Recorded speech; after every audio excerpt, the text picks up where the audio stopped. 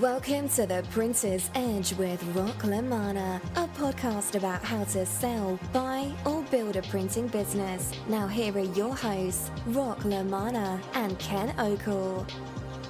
Welcome to the Printer's Edge podcast presented by the LaManna Alliance. Hi, I'm Ken Okel. So glad to have you here for our latest episode. Just want to remind you, if you want to catch up, never miss an episode, subscribe through iTunes. Now let me welcome the other part of this two-man team, Mr. LaManna. How you doing, Rock? Doing great, Ken. Today, we got some interesting email to share with people because, Rock, you're always getting email questions from people wanting to know more about the printing business because, let's face it, on this podcast, it's like we're taking you to a trade show. You're getting all that good information, but you don't even have to leave your home to do it. So people often, they're coming to you for advice. They need some help, and you're there to help set them up to get them started on their journey. So, Rock, I understand you got an interesting email that you wanted to talk about today. Yes, I was referred to a printer, a screen printer of textiles that has a company that he is actually looking to sell his business, potentially. He's just in the thinking mode. And the reason why he was prompted to think about it was one of his customers asked him if he'd be interested in selling his business.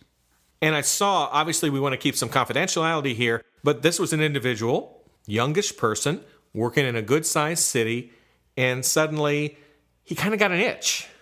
Yes. So he had a few emails, and I was very intrigued, took a peek at his website, and very interested in what I saw because I know what type of business he has and the growth that he's had over the last 15 years. And the size of his company. And I was very intrigued by his website of how creative it was. And all of a sudden, he's contemplating what to do next. And I was very interested in hearing his story. So that's basically my follow-up was, yes, I'm very interested in hearing your story. And that's how we'll basically go into my process.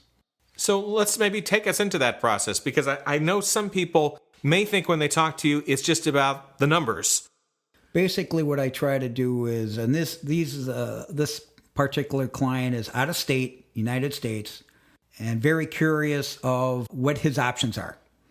And so one of the first questions that I'll have is during my process, what I call the intake process. And this is a qualification of, first of all, if we have potentially an opportunity to work together, if there's good chemistry, and if they are sincerely committed to either entering a business, expanding their business, or possibly even exiting their business. So I never know specifically via email which way someone is anticipating making their transition. My first step basically is the connection. By phone, I prefer a meeting via video, such as a Skype or something like that. Spend some time in discussing their issues. What's their challenge? What are they thinking about? Why are they thinking that way? And it's just basically hearing more about their thought process. And along with that, we talk about why this is all happening now. And that's important. Oh, yeah. And not only that, we're talking about a professional aspect of it. We're also talking about a personal aspect of it. And why now at this point, at such a young age, as someone is actually looking at selling, which is great. But I also want to understand if they understand the process, the numbers, and why someone may be interested in buying his company. And so we'll talk about, the quantitative and the qualitative stages of his company today, and then find out what his options are. It's kind of like when you go to the doctor's office. When you first meet the doctor, he doesn't just say, okay, we're going to give you this medicine, this medicine, this medicine. They really want to talk to you to find out, okay, how are you feeling? How's your energy? How's your blood work? They want to do some homework before they even get to the point of giving some sort of diagnosis or prescription. That's correct. And usually in my case, it's an annual exam. The first thing is a few days ahead, I go in for my blood tests, analyze that information. Once they receive that, then they'll set up an appointment where I sit down with my doctor and my internist and basically talk about each item. And of course, it's all based on data.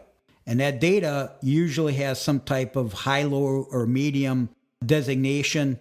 And then all of a sudden, if there's an issue, they start talking about it. And it could be a preventive mode. It could be a red flag, whatever that may be. And it's very similar. My process is very similar. We do the quantitative information. We do evaluation of the company before we even start talking about an exit plan or whatever they decide to do. You need to know your numbers, and that's where we start. And do you find, are most people kind of surprised that there is a process they need to go through?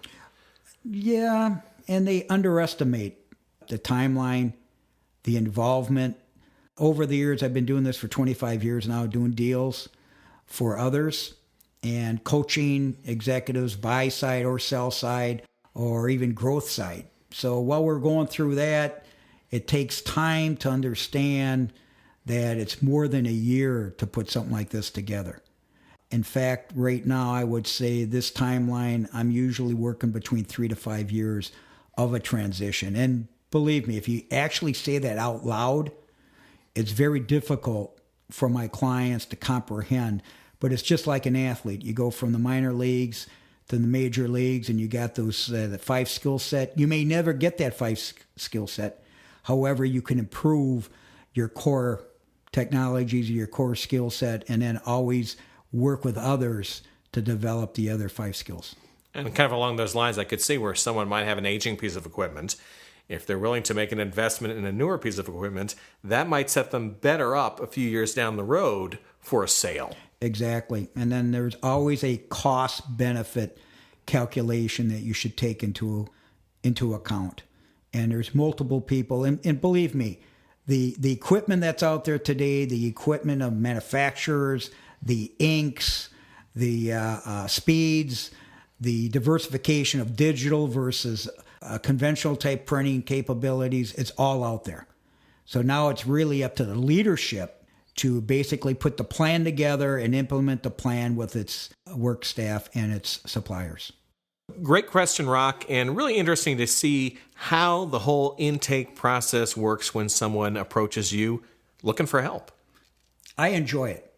I learn from every situation. Everyone's got a different request. However, some of it is transactional. It's a systematic process, but my approach is more personalized. It's personalized. I get to understand them, and I ask a lot of questions to really get the understanding of how committed are they to whatever their game plan is.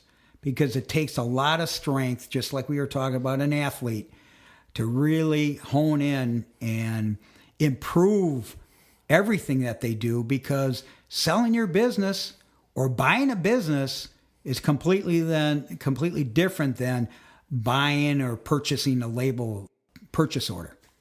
It's very true, and we've talked before about athletes where some of the best ones have that unique combination of natural talent and the desire to get better. And I think that can apply as well to the business world, where it's like, just because you have a good business doesn't mean you may be sitting on a gold mine. You need to change. You have to really understand what's next and predict what the opportunity is. And that's your competitive advantage. Your leadership is huge. Either you're working for someone or working for an organization. You always have to be looking at what's in front of you and what the change is, what the next opportunity is. Speaking about the next thing, if you want to hear more of these episodes, a couple ways we want to remind you. Obviously, you can go through iTunes, subscribe to us. We've also started putting the podcast episodes on YouTube because we realize some of you might be more at a desktop, might be easier to listen through that. So look on YouTube. Rock LaManna and the LaManna Alliance have their own channel, so a great way to check it out there. Rock, if people want to connect with you, find out more, submit a question to you, what else should they do? My website, rocklamanna.com. I also have a blog. I have a monthly newsletter that goes out. I'm constantly on columnist for LNNW, which is label narrow web. And I'm constantly in the marketplace, so you could always track me down. Very good.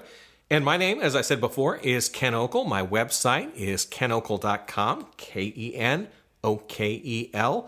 I'm a professional speaker who helps people improve their performance, productivity, and profitability. If you want to find out more about me, you can go to that website. You can also check out my book, which is called Stuck on Yellow, 26 Productivity Principles that you can use right away. You can check it out on Amazon. You can download it as a Kindle right away. So that's a great way to contact us. Rock, as we always end the episode, we want to make sure people know, see you in the marketplace. This is The Prince's Edge with Rock LaManna. Thanks for listening.